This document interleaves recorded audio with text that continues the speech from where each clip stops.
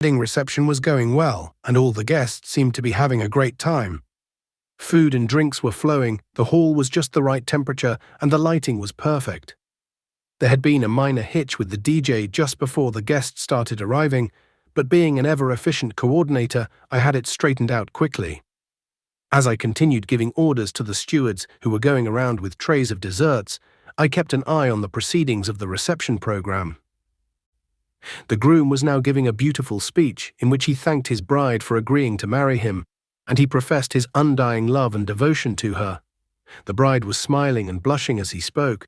As I scanned the hall, I saw the guests transfixed by the groom's words, and I overheard a few signs and whispers from the table on my left. One of the young ladies seated was wishing she would find a man that loved her so much. After the speech, it was time for the couple to have their first dance. The maid of honor carefully helped the bride to step down from the platform and arranged her dress so that it wasn't in the way. I paused from my activities and observed the couple as they smiled at each other and swayed to the music. It was so romantic, enough to melt anyone's cynical heart. I hurried into the kitchen to supervise the staff who would soon be serving pepper soup. I thought that if anything was to go wrong with this marriage, it wouldn't be through any fault of mine. The florist had been late this morning. She had taken too long to get the church venue ready and was stuck in traffic. My assistant and I had to rush to meet her where she was on hired motorbikes, collect the flowers, and take them to the hotel suites where the bride, groom, and bridal party were getting ready. There was already a flurry of activity going on in the bride's suite by the time we arrived. The flower girls were getting dressed, the hairstylist was working on the bride's hair, and the makeup artist was working on one of the bridesmaids. The professional photographer was capturing some of the moments, and once in a while there would be a knock on the door with room service delivering food or somebody else running an errand. I gave each bridesmaid her bouquet and looked for the maid of honor. She wasn't in the suite with the other girls, so I assumed she was in the bathroom, probably the last to have a shower. I found another bridesmaid and handed over the floral arrangements for the flower girls. Then I went across the hall to find the groom's suite. I knocked on the door of room 402 and waited for what seemed like an eternity. I was about to go and ask the bride if the groom had moved to a different suite, but then the door opened and the groom peeped out, still looking a little worse for wear. "You're not yet dressed," that was the first thing I said. "Hurry up or you're going to be late to your own wedding." He hung his head, looking like a little child being scolded for stealing a sweet. "Sorry, I overslept," he mumbled. "How? Didn't you set your alarm? Here, I brought you the boutonnieres.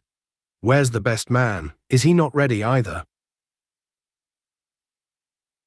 I stepped into the room and caught the reflection of a figure behind me in the mirror. I stopped my rant midway and turned around. There was the maid of honor in a tiny white towel with a guilty look on her face. 2. Bridal train wreckage.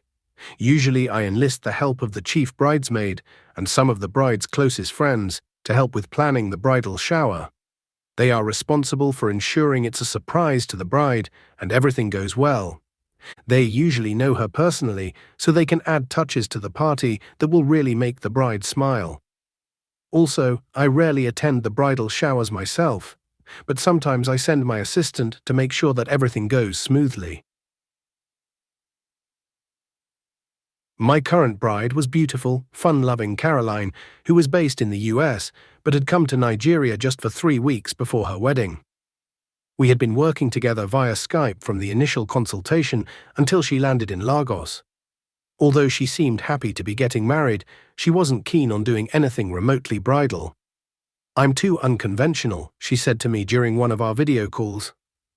She told me that she originally wanted to elope with her fiancé and get married with only 2 witnesses on a small island somewhere in the Caribbean. But her very popular party-loving family had dragged her into the whole huge wedding carnival. Her mum had actually called her on the phone crying that her only daughter wanted to disgrace her in Lagos. Eventually, her mum managed to convince her and they were happy to pay for everything. Caroline decided to have fun and spend as much as she wanted. She was having a wedding with over 1,000 guests that she didn't know, so she decided to make all her old friends her bridesmaids so that she could have some familiar faces with her. A week before